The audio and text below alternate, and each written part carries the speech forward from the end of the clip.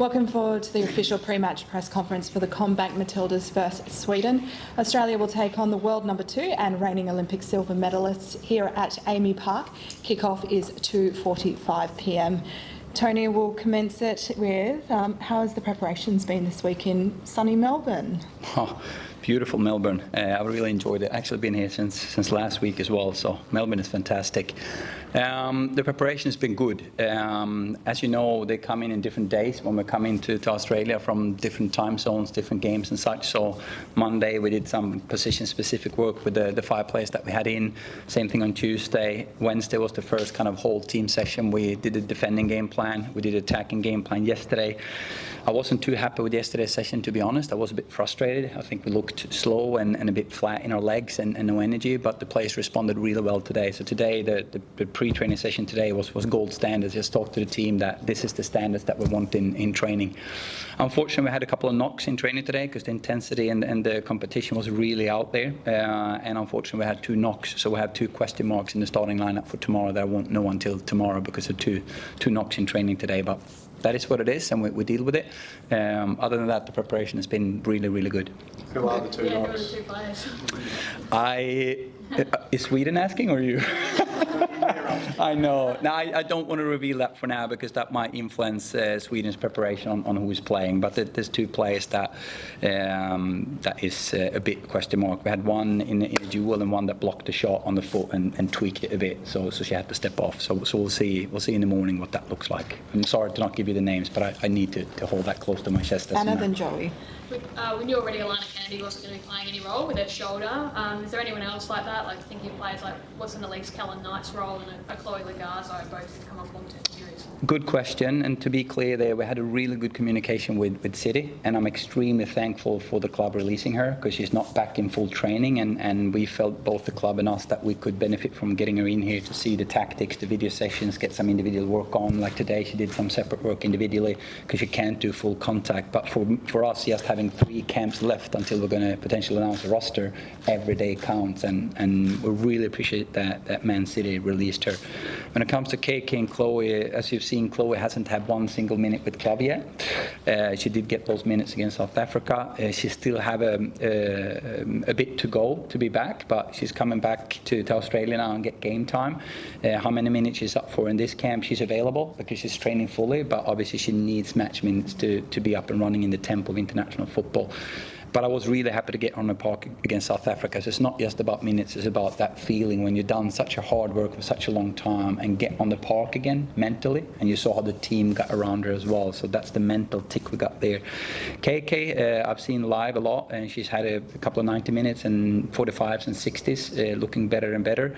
It's still, like she says herself, she's just happy to be back in right now. And it's a huge step to international football. So we need to have, be calm and low in the expectations with KK. Yes, be happy that she's back and she's working. Same thing with her. She's coming back home and get minutes which she needs. And KK is not where she was before she got injured, but just the fact that she's back playing football is fantastic. Now it's that step from club to country, and we'll see how long it takes before she's ready for international football. So coming into this series, you had some positive results and perhaps even more importantly, positive performances in your last series, especially against the Danes, top 20 opposition. How do you go about building on that and taking the lessons from that and implementing it whilst at the same time welcoming back new faces, trying to incorporate them into what worked when they've got their own attributes and strengths and weaknesses? How do you go about that balancing act? Well, I actually told them yesterday that we've said we're going to narrow down and have a little bit more continuity. That doesn't mean spots are guaranteed. So I actually approached the team yesterday and said, you know what, it's up to you now to show me whether you want to be part of the World Cup roster, but also if you want to be a starter or a game changer. So now there's competitions, and I actually love that. So all the investment that we've done for a very long time now in the depth of the roster, all of a sudden when I have a couple of trainings this week and we work on final third finishing, for example, and you have those 2 players in the 10 spot, you have those 2 players in the 11 spot, or your left side, and then the 10, to work on numbers. Sorry if I'm too terminology with football here, and you see the quality in those and you go, you know what, both of them could start, both of them, and then you kind of realize that there's some competition for spots now. So that's how I approach it, and actually challenge the players to show me if they want to play in terms of performance in training, but also in clubland. I do think that some players in the last camp, when the opportunity was given to it, took it And I think a few of those players actually deserve to get a second chance against a top-ranked team to take that next step and see where are we. I think we've proven in the last camp, and actually already against, I want to go back to Canada, I think we've proven in that second game against Canada, not for a full 90 minutes, but for a half, that with 6 to 7 starters from the Olympics gone, we could still play a really good game of football against Canada, which is a top-ranked team. I think we've proven in this camp that we could beat like the second tier, third tier kind of team in the ranking. But now it's the big test. Where are we against a top-ranked team? Because we still have a lot of players unavailable, especially in the back line. There's 2 to 3 potential starters that's not available. And we're going to play Sweden, who smashed France 3-0. So it's going to be a tough test. So how do I go about it? I give people that deserve a second chance against a top-ranked team. Are they ready for it? We'll see where we're at. I'm curious. Just further on that, in terms of that benchmark, and even for fans in Australia to see where the team is at right now, how important is this game tomorrow to show people, yourself, the players, and also fans exactly where the team sits right now? I think internally we have a pretty clear idea where we're at. I said it even before the Canada games and during the Canada games, that internally there had been a belief and patience in this process about preparation, and there had been an understanding why we do what we do. And I think, and again I want to say this is not to protect me or the team to say we're better than we are, but I think some of the score lines have blinded some people from the performances, like that first half against Canada, for example, which I think was brilliant, but we didn't do it for 90 minutes. I think internally, we are curious to see where we're at. With a lot of injuries out, playing a top-ranked team that is one of the best teams in the world, where are we? We're curious. And no matter the score, we'll look to have a really good performance. And what we've said is, when we go out there, we need to be true to who we are. We don't care if it's the top-ranked team or a second-ranked team or third. We're going to play the way we do. We're going to have an attacking mindset, and everyone is talking about we need to keep a clean sheet. No, we need to score more goals than the opponents. That's who we are. We're a pressing team, we're an attacking team. I said it from day one, that's never going to change.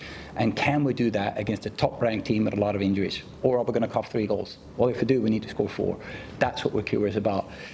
Publicly outside, I do think that it's still important to create that momentum and the belief for the World Cup. So if we can get a good result as well, I think it's good for the external vibe and the momentum. But I think it's more so important that we have a good performance so that the people can identify themselves with us as a team. Who are we? If we buy a ticket to look at 90 minutes for the Matildas, they need to understand and be guaranteed what they get. That 100% attacking mindset, pressing, that's what they're going to get. Are they going to get the scorelines against a world-class opposition with injuries? We don't know yet, but they're going to get that type of game for sure. Did you have a follow-up? Well, just in terms of, you haven't been here for more than 3 years in Melbourne. Is there a message that you send to the players about being back and trying to put on a bit of a performance in some ways? I actually don't need, because they are telling me that. They're so excited to be here, and the fact that we play in the same stadium that we're going to play our final group stage game as well, they want to create that good feeling and that connection with the fans to say, hey, in less than a year we're going to be here playing against Canada in the last group stage. Let's get a good feeling together and do this and train how we're going to play that game together. Because with the high octane game we play, I want to stress that again. They're going to take the legs out of any player. How fit you are, it's going to take the legs of any player. And when you play that type of game, the last 30 minutes or last 15, you need the fans to carry them through that, to push through that last kind of when you're a bit tired. So let's do that together tomorrow. Sweden's correct in saying that you guys only came together and coached, but just missed out. And obviously he says you're a friend. And he said if you're a friend, he kind of wants to, get the win even more. I guess, how do you feel about that? Is that kind of how you feel as well? Well, what I can say is I would have loved to work with Peter back then. We were very close to do it. He's a phenomenal coach. Not just him and Magnus is doing a phenomenal job with the Swedish team. They've had continuity over time. It took a while to get the team where they are now, but just look at that game when they played against France, how good they've actually made this team. Look at the tournament's results, semi-finals, finals and tournaments. Do I want to beat Sweden? Do I want to beat Peter? Of course I do. But this is more about the Matildas and Australia versus Sweden than me versus Peter. Do you feel a bit more stressed that it is like your home nation that you're playing? Does that factor in for yourself as well into the game? I guess I've gotten used to it. I don't know if it's coincidence, but look at my time in the US as well. The amount of times I've played Sweden in tournaments and friendlies, I don't know what it is, but I guess I've just gotten used to it. The best thing though would, in a friendly, but in the World Cup, being on opposite side of the bracket, I would love to play them in the final. You spoke that there's a couple of question marks over some players. Kennedy's obviously not playing, but you did get a few players back considering the last camp. Are there any big selection headaches for you at the moment, or are you really adopting that curiosity mindset of whoever's there's there? No, there's definitely some big decision and headaches for tonight. For sure, we coach is going to sit in that coach's room like I always do the night before the game and go through every scenario. If you start this way, who can be a game changer? Because when we have those discussions, we actually spend equally amount of minutes to discuss game changer as we do with the starting lineup, because we've seen statistically from experience these games are won and lost the last 30 minutes a lot of times. So we need to see who can give us the most from start, but who can give us from the bench. Just look at the last game against Denmark. We didn't win the game in the starting lineup. We won the game with game changers. And then it's classic to say, why didn't they start? But maybe it's because they didn't start that we actually got that impact. So as a coach, you're trying to work, sometimes you get it right and sometimes you get it completely wrong. And that's our job, to try to know the answer before it happens and not after.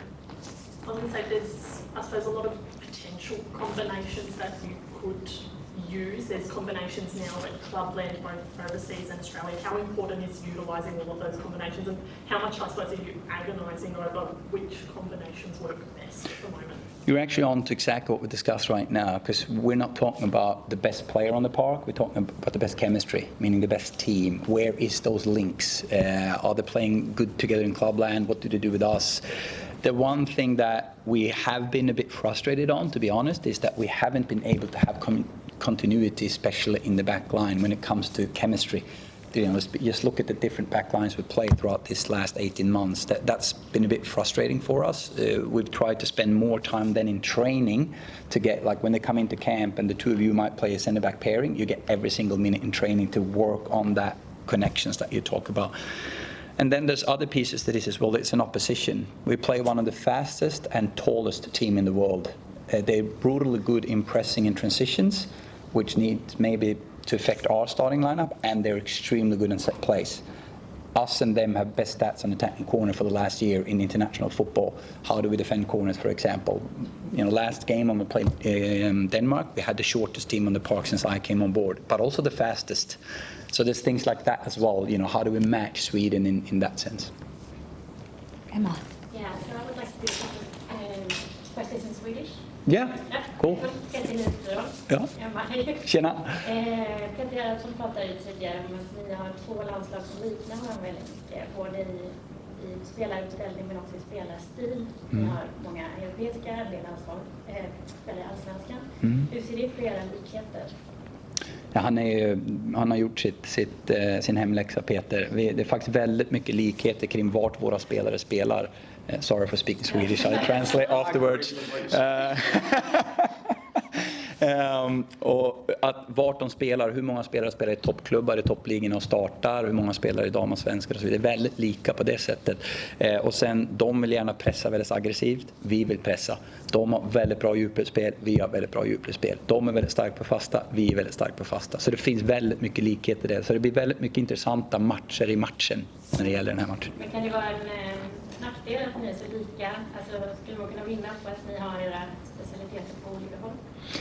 Ja, men vi är också två landslag som har väldigt tydlig identitet och är väldigt sanna vår identitet. Och det tror jag är en styrka, att man har en väldigt tydlig identitet som landslag. Så på så sätt tror jag inget av lagen kommer göra några stora justeringar, utan de här små justeringarna för att anpassa sig till motstånden. Men vi kommer vara väldigt sanna vilka vi är, det är jag säker på att Sverige kommer vara också. En sista grej, svenska landslaget så har det varit väldigt mycket prat nu om tidsomställningen och jetlag. Ni har ju också ett stort antal spelare som kommer från Europa och från Sverige nu för de här matcherna. Hur hanterar ni det? Är det något snack om det i er spelartid? De här spelarna har ju långårig erfarenhet av att göra det på ett annat sätt. Och jag måste säga att jag är sjukt imponerad av hur de gör det. Och vårt medicinska team gör ett fantastiskt jobb för det. Och tittar man på träningen idag så finns det definitivt inga trötta huvuden och trötta ben. Tvärtom, de är definitivt förberedda för imorgon. Okej, har ni fördelar mot Sverige då av att ha erfarenhet av att göra de här omställningarna? Kanske, vi får se imorgon. I translate real quick for respect of the people here. I was going to go. I heard jet lag. And Yeah. so I was ready to go. I was ready to go. Okay, cool. But no, I think you should try. Tack så mycket. Let's see how you go. Well, the last question was about jet lag, the difference from Sweden and us. We experienced the jet lag, and Sweden felt a bit tired, and this is the first time, but it's good experience for the World Cup. And the question was, do we have an advantage? And I said, maybe we'll see tomorrow. But when it comes to Canada, they show that they could really adjust to that in a good way. The other question was about that Sweden coach has said that there's a lot of similarities between the teams where player plays and the way we play. And I said, if you look at where our players and Swedish players playing, we have similar amount of players in top clubs and top leagues and in Damallsvenskan, but also the identity of the team being a high pressing team that likes to go hard and forward and fast and being good as a player. There's a lot of similarities there. That was kind of the takeaways. We've got time for 3 more questions. We'll go Anna, Joey, and then one final one from over here. Sam Kerr, we know what she can deliver, but she's not actually scored for the Matildas, I think since the New Zealand friendlies, and we know how much of a winner and how hungry she is. I guess, how do you get the goals flowing again for her and get her, at her best, like we can see with Chelsea, for example? Yeah, a couple of perspective of that. She wasn't with us in June, as you know, and then she was sick in the last camp, not playing against South Africa, except those last couple of minutes, just because it was her club home ground. We put her in there just for that feeling, but she wasn't really ready to play, to be honest. But she said, hey, it's one in a lifetime tournament, can I get some minutes? So she has limited minutes. Same thing with Chelsea, to be honest. She came in after a period where she had to have a break, mentally and physically, which she needed, and we knew that's going to influence her form. And it's not about her being in best form now, it's the World Cup. But what we've seen in Chelsea from having a slow start, not scoring, she's now back at scoring. And if you can bring that club form into us as well, that's obviously the perfect scenario. Yeah, so I was going to say, do you feel like the goal, she's ready to sort of get the goals flowing? She has hit her straps for Chelsea, like coming into this squad, maybe ready to make an impact? I actually think this is an interesting question, because you can see very clearly, and I know Peter have talked about this as well, where you look at the club performances and then they come into national team and if you look at some stats back in time, you can see players in form with clubs perform for national teams, players that get a lot of minutes for clubs coming in playing for national teams. So 85 to 90% of the development and players in form is happening in club, and then they bring that in there. What I'm pleased about is not just Sam scoring goals now. If you look at our players coming into this camp in the last couple of weeks, we have goals and assists from a lot of players. So that makes me also curious, can they bring that form into the game tomorrow? Then I'm excited. Joey. Elise Kellen-Knight, you've got her coming back in now, but what sort of role do you see her taking on with this team? You've obviously got Claire Wheeler's emerged in the midfield, Katrina Gorry's been playing very well at that base, Elise can also play as a left back. What sort of role do you see her evolving into as a part of this squad? Is it as a starter, is it as a game changer? What do you see? I think it's a bit too early. To be fair to her, it's the first coming back in so many years, and like she said herself, Tony, I'm just happy to be back in. There's no expectations, just be back in, meeting the girls, training, and then we'll take it from there. So what we said, let's take one camp, and then we're going to have a meeting afterwards and see how she feels, where are she in her football. If I look at what she can give to the team already now, she's shown in this camp how much she means for the young players. You should see her at the hotel and on the training field, whether she talks to Kara Kunikross. And I'm going to be honest, one of the reasons why Kara Kunikross is where she is now is what Kate is doing with her in Hammarby on a daily basis. Her being a role model, coaching, demanding, setting standard, but also give it high five when it needs to be supporting. Like, she is part of where that player is. So I think Kate can play a massive role for this team. And similar to what we talked about when I was coaching Ebba Warren back in 2015, you can lead from the bench as well. And she has shown that in this camp, that she can have a massive impact on the team even if she doesn't play. Because she's going to be playing at this ground. It's okay, I'll take that last one and then, yeah. Okay, because she's going to be returning here to sign with Melbourne Victory. Will you be in discussions with Jeff about what sort of role she plays with Victory? No, that's all up to Jeff. And first of all, I visit Jeff this week. What a work he's doing. What a phenomenal, not just coach, but a person, what he does with play development. So I'll just say, hey, you know what you do with KK, and I know it's going to be good stuff. Fabulous. And final questions, Isabel. I guess there has been a lot of outside noise about bringing in some of those players that haven't had those minutes, and you spoke about how important those minutes are in clubland. I guess from outside, you spoke about how good it is for them, the impact that they have just off the field and on the field for those younger players. Can you kind of talk a bit about that and why it is so important to have those decisions and have them coming in? Because I guess a lot of them, a lot of other national camps don't really have injured players that are guaranteed not to play minutes. Yeah, I want to be clear though, the only player in this camp that is injured and not available for selection is Alana. I mean, KK and Chloe has, they're training fully and they're there. I think it's always having, first of all, you need to select on performance, but you also need to, what I talked about earlier here, is not just about the best players, it's about the best team. And you need to have that balance between experience and youth. I called Ivy out of retirement and asked, can you come back?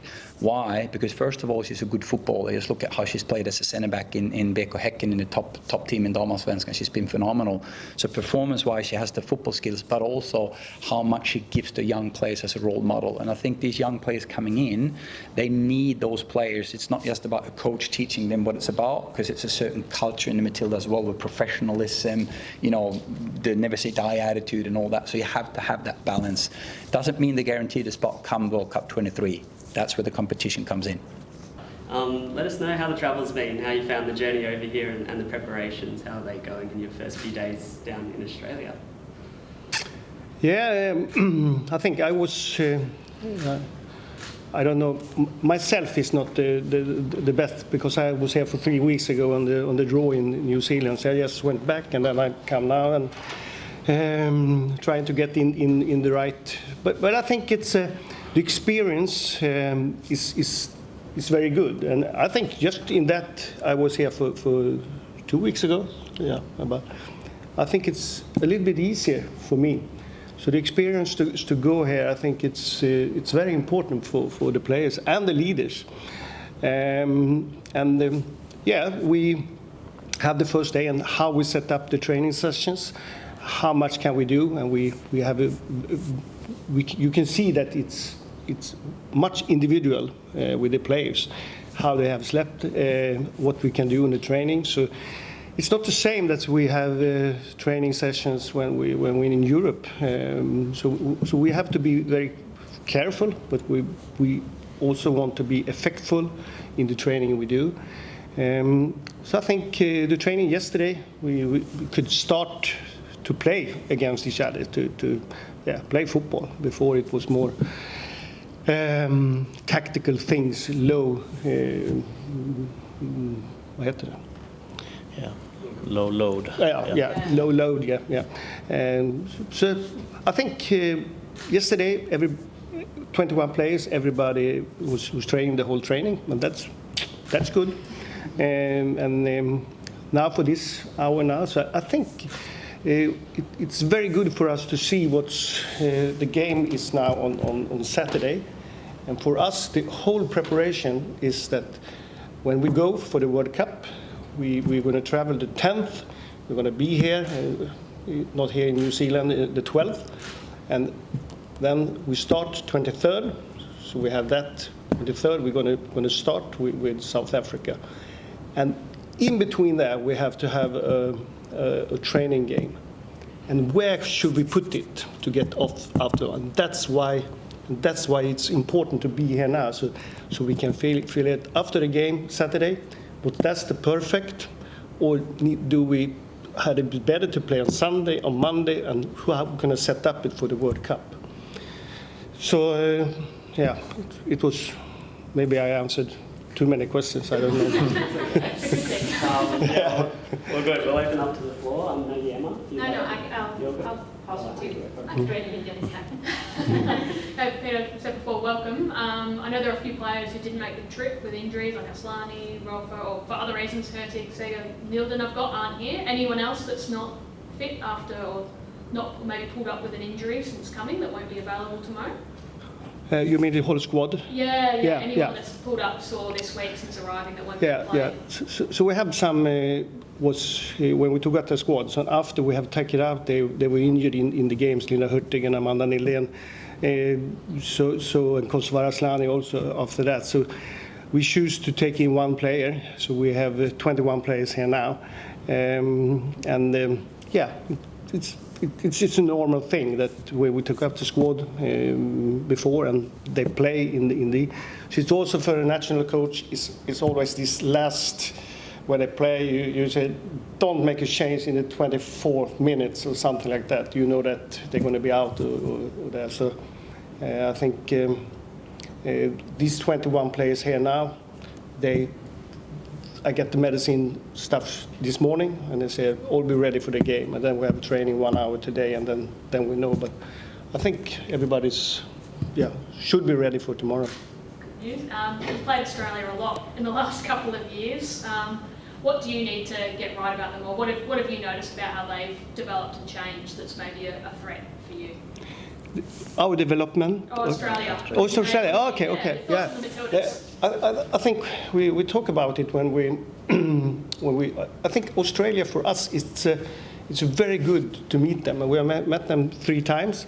With Tony, we know he's tactical, so you have a tactical thing, and then we can say when we met them in the Olympics, it's more tactical thing. When in a training camp in Kalmar and on Saturday, I think as a coach, for me, it's more what we can do. We don't take 100% of what the other team does or what they have. We see what kind of players they have and things like that. But it's more our own game when we play training camp. But when we play them in Olympic, it's more tactical. So tactically, it's interesting because exactly as us, they change some formation in the games. Before a game, after, so we also change formation, and I think that's modern football, and we like to meet teams who play that way, and that's also we have when you look at Australian Sweden squad, it's kind of similar. We have 5. Australia have 5 players, I think 5 or 6 to play in Sweden league, and we have about the same. They play in England, they play in the top clubs in Europe who plays the Champions League. We have 5, 6, 7 starting players, and we have substitutes. And so we have just similar there. But the most important thing that I want to, because we play sometimes in an equal way. We want speed. We want speed in a passing to go fast. And I think that's also modern football. When you play Euro now, you can see when we have some couple of games against Belgium and Portugal, they were defending low. But if you want to go long in a tournament, the games opens up. So the speed, the transitions in both ways is very important. And I think the game tomorrow is going to be like that. It's going to be much transitions, and that's also why I like to meet Australia, because we're a little bit likely. What's it like to come up against another Swedish coach? Is there any insights that you have? No. I know Tony, and I like him, and we were very close to work together a long time ago when he was in Hammarby. I was in Helsingborg, and I have signed a contract to come and work with him, but Helsingborg didn't let me go, so I was in Helsingborg for 1 year. So it was close there, and so we have I know him good well, and even with good friends. I love to beat my boy, 9 years old, and my wife if we play games. It's the same here. I want to beat Tony. Yeah. Coming up against, you've done well against them before, but like Sam Kerr, Caitlin Ford, the Noah Courtney one, it's a very dangerous attack. How do you shut it down? How do you stop players like Sam Kerr doing it there? I think Sam is one of the world's best strikers. We have Stina Blackstenius, we have Rebecca Blomqvist, and it's a kind of good in deep running. But what I think get out of Sam is she's very good in heading and very clear in what she can do. So now we have Magdalena Eriksson. So I can talk to her. What shall we do? So sometimes for me, but the players know the players. So sometimes the information, and I think Sam gonna talk about Magda. So, but I think it's extraordinarily very, very good player, and her whole attitude is winning. Her whole attitude is winning. Not only the games, it's every situation. One versus one. She wants to go there. So it's a clever player and speedy, and So I think he's one of the best strikers in the world. So it's also good for us to meet that kind of player. So I hope that Tony starter. In terms of the preparation for the World Cup, obviously we're very close. You were here for the draw. We're getting very, very close to actual kick-off in the World Cup. How do you feel about Sweden's preparation? Are you happy with where you are in terms of the bigger picture heading towards that World Cup? Vad är det för? Hur du ser alltså, vi börjar närma oss VM. Ja. Och hur du ser på liksom, våra förberedelser och var vi står just nu. Och Inför VM? Ja, exakt. Okay. Yeah, I think for a national team, I think the development, it's always in the clubs. So it's just this game now. It's 9 months to the World Cup start, and I think tournaments, and I think Sweden, we have shown that in World Cup and Olympics and the Euro, that we have grown into the tournament, and I think that's for me also important for this kind of game. It's not playing a starting 11 now, but it's to see players. Sometimes you see relationships again. It could be 2 players I want to see. Can they make a good relationship and could be. So it's more of these smaller things now, and further on when we come, and probably the game we have in New Zealand before the World Cup start, that's more important. But every game lives their own life, so the development for players, it's very important in the clubs. So it's more important for the players now that they are successful and they play in the clubs in the spring and to the championship. Then they are playing 90 minutes tomorrow. So I think it's when you have, I have worked so long time with this, and when I discussed not to Fredrik but my assistant coach Magnus, if you have been in my head for 1 week, you understand how much details you discuss. Should you see that players, how we're going to do that, and what the formation. Now that's not the most important thing. And over all this small things that you decide in the tactical thing, the individual thing, what we're going to meet, how we're going to take some curve, everything like that. It's like winning. That's the important thing. And then you have to take that away. These things you have to work with, but you want to win. So after the game tomorrow, if we do everything perfect, I see good things like on the World Cup, and we lose, so the feeling, and that's the same for coach as a player, that you want to win the game. And that gets something, trust. So for tomorrow on Sunday, if we win the game, play well, but winning the game, I think we have a bigger trust to the World Cup. If we lose and this and that, a little bit less. And then we could build it up during that. But the individual thing is very important for the players to be playing in the teams, especially next year. There, often 90 minutes. But